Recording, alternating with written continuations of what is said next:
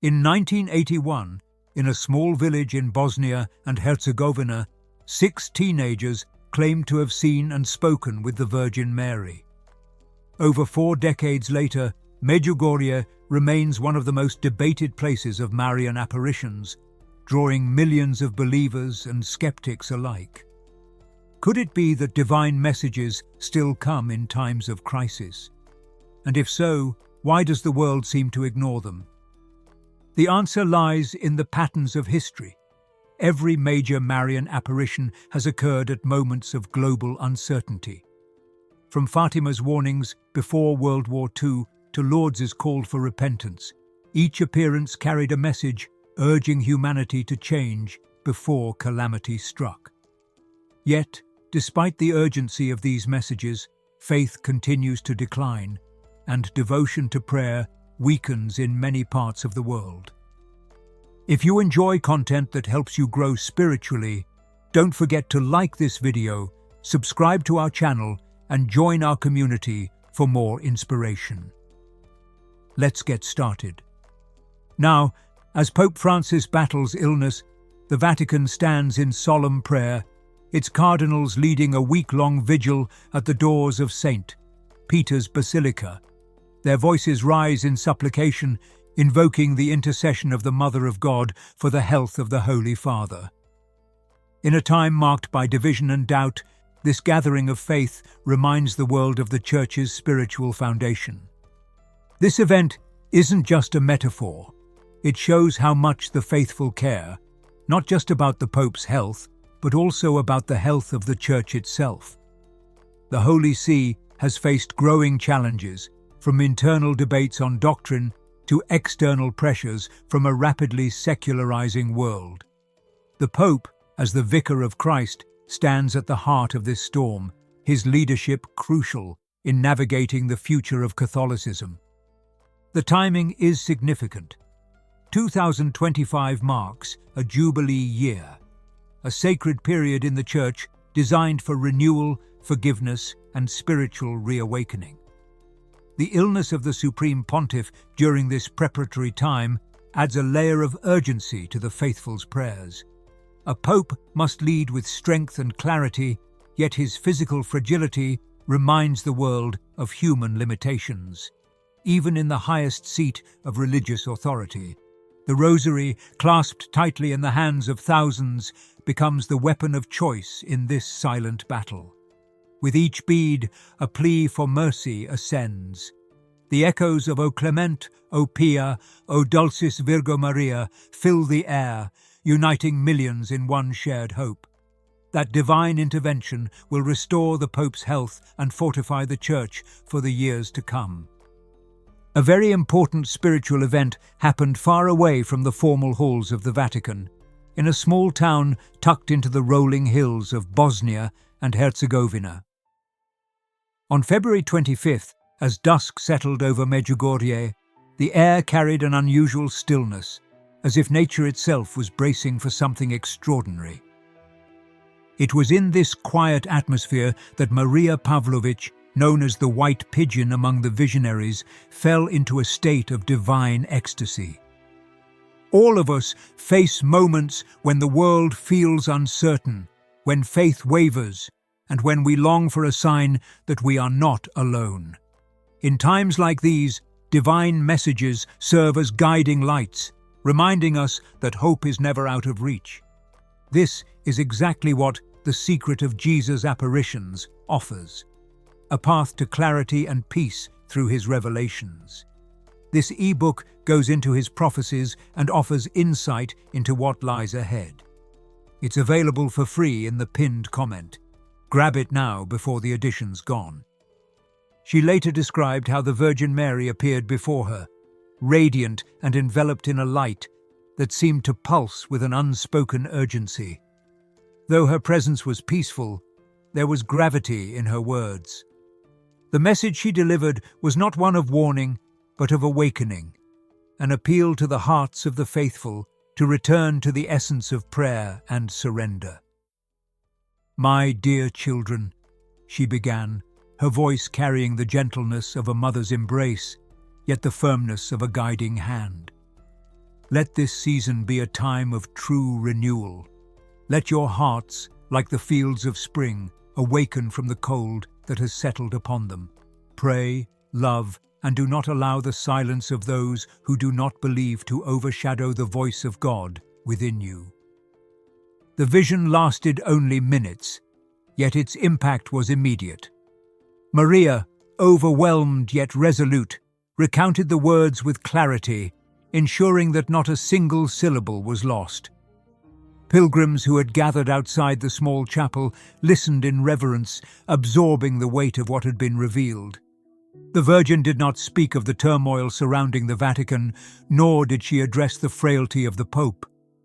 Instead, she called for a deeper transformation, one that transcended earthly matters and focused on the eternal. Unlike past messages that carried explicit prophecies or warnings, this one was simple yet piercing. It was a call to reclaim what had been forgotten: faith, prayer, and love for those who had strayed. With her final words, she extended her hands in blessing, and then, as suddenly as she had come, she ascended, leaving behind a lingering fragrance of roses, a familiar sign to those who had experienced her presence before. The first signs of spring had begun to touch the landscape, yet the hearts of many remained entangled in the cold indifference of a world that had gradually distanced itself from sacrifice and devotion. The Virgin's words carried a weight that could not be ignored. Her plea was not merely a suggestion, but a call to awaken souls before it was too late. Lent, once a sacred time of reflection and purification, had lost its significance for many. The acts of fasting, prayer, and almsgiving, once embraced as pillars of spiritual preparation, had become rare among the faithful. The Virgin's message echoed through Medjugorje, a reminder that without sacrifice, the soul grows numb, losing its ability to recognize the presence of the divine. Among the gathered pilgrims, some wept in silent realization, clutching their rosaries as if grasping for a faith that had long been neglected. Others stood in quiet contemplation, the Virgin's words stirring something within them. The modern world, with its distractions and relentless demands, had led many astray, causing them to forget the essence of true devotion. For centuries, Lent had been a time when the faithful mirrored Christ's sacrifice, embracing suffering as a means of spiritual refinement. Yet, in recent times, comfort had replaced commitment, and convenience had overshadowed conviction. The Virgin's call was clear. This season was not meant to be endured passively, but embraced as an opportunity for transformation. As the Virgin's words echoed through Medjugorje, a quiet invitation was extended, one that called for reflection, renewal, and a return to faith. If you seek understanding in these uncertain times, don't forget to claim your free ebook before it's gone. The remaining copies are running out. As the news of the apparition spread beyond Medjugorje, priests and religious leaders took up the call, urging their communities to return to the traditions that had once strengthened the Church. Confessionals, long abandoned by many, saw renewed lines of penitents seeking reconciliation. Rosaries clicking in prayer filled the churches, and fasting, which was once seen as out of date, turned into a way to make up for lost time instead of just something that people had to do. The Virgin had spoken not of punishment or impending doom, but of renewal. Her words reminded the faithful that the world's coldness could only be met with the warmth of devotion. It was a time for the Church to reclaim its sacred traditions, not out of fear, but out of love, a love that seeks God above all else, just as she had pleaded. The Virgin's words carried an unshakable urgency, an appeal not just for personal transformation, but for action. "Be my hands," she had said, which was a call that went beyond religion and into every aspect of life. People who had heard the word really felt something inside them, a strong sense of duty that they couldn't ignore. The weight of this calling rested heavily on those who understood its significance. The world was drowning in division, indifference, and despair. Families fractured, nations stood at odds, and the hearts of many had grown numb to suffering. Yet, the Virgin did not command grand gestures or impossible feats. Instead, she pleaded for something simple yet profound: to be instruments of peace, to embody the love of Christ in a world that had forgotten him. Among the faithful, a shift began to take place. Small acts of reconciliation replaced long-standing grudges. Communities once divided by bitterness and pride found themselves kneeling side by side in prayer. The Virgin's words did not demand that every soul become a prophet, only that each person become a vessel of compassion in their daily lives. To those who had abandoned faith, she extended an unspoken invitation, a call not to return out of fear, but out of love. There were those who had not prayed in years, yet in the silence of their hearts, something had awakened.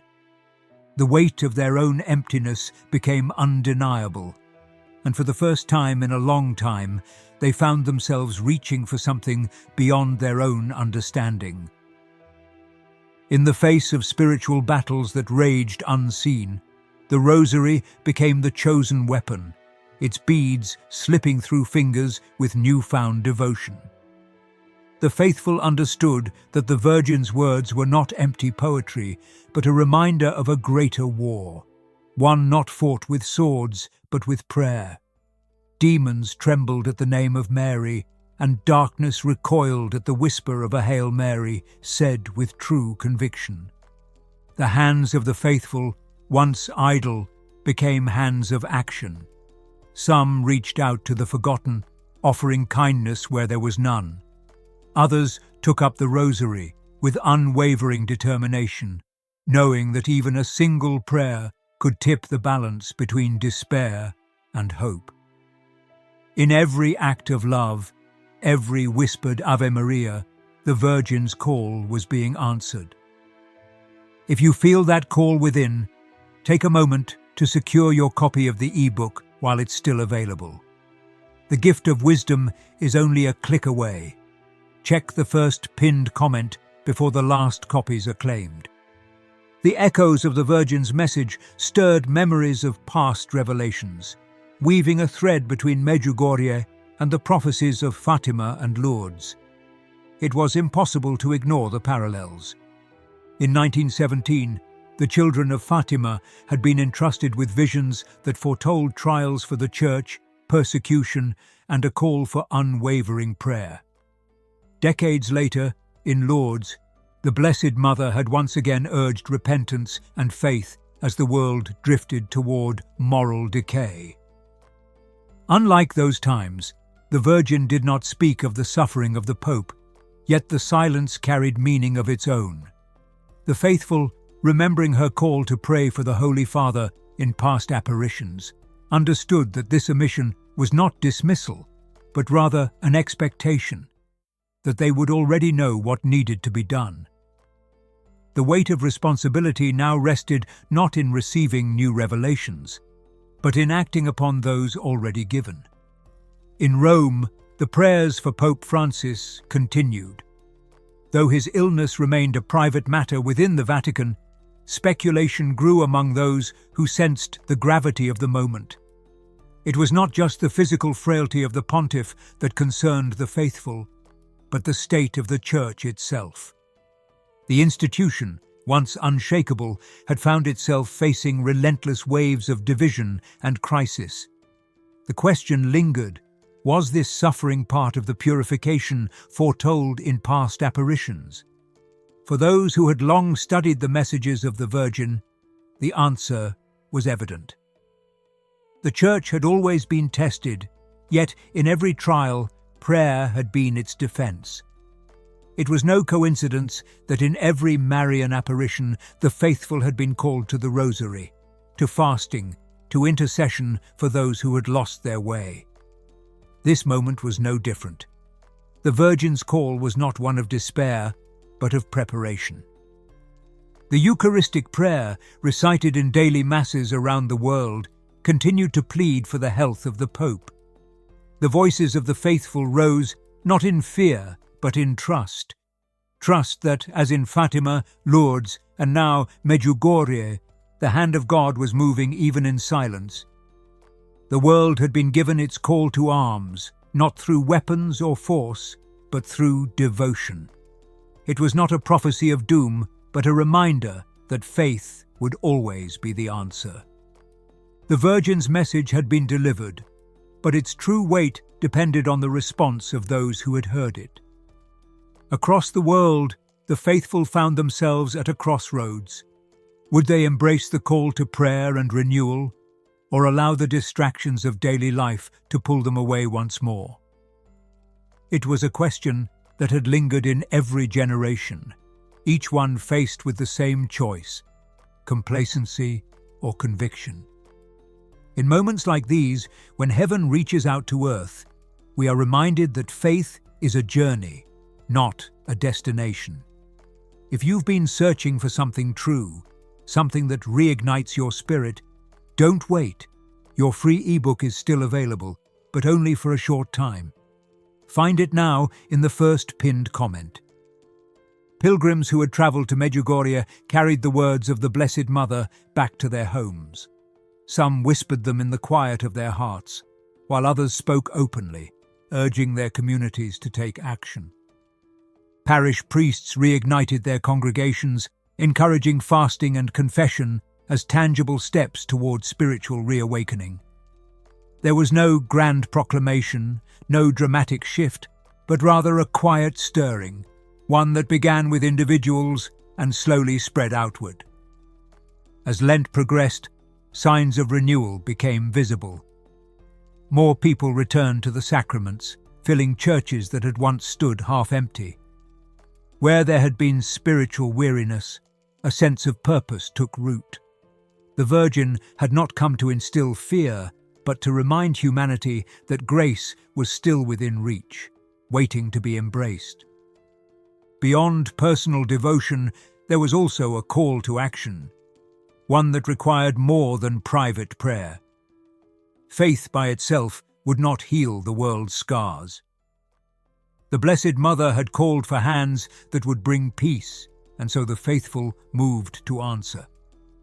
Acts of charity increased, divisions within families softened, and those who had long held resentment found the courage to seek reconciliation. If this message makes you think and you feel it connects with you, don't forget to like it, subscribe to the channel, and leave a comment. Also, if you really want to support our work and help us keep creating valuable content, consider giving us a super thanks. Join this amazing community and don't miss any news. The Rosary, which had been slipping from the hands of many, once again became a daily weapon. Each bead held a petition. Each whispered Ave Maria, a plea for souls who had not yet turned back to God. This was not a fleeting movement, but a reminder that faith was not meant to be passive. The Virgin's call was not a suggestion, but a command to return, to rebuild, to prepare. And so, the faithful pressed forward. The world remained uncertain, the future unknown. But the answer had already been given. The only question left was whether humanity would listen.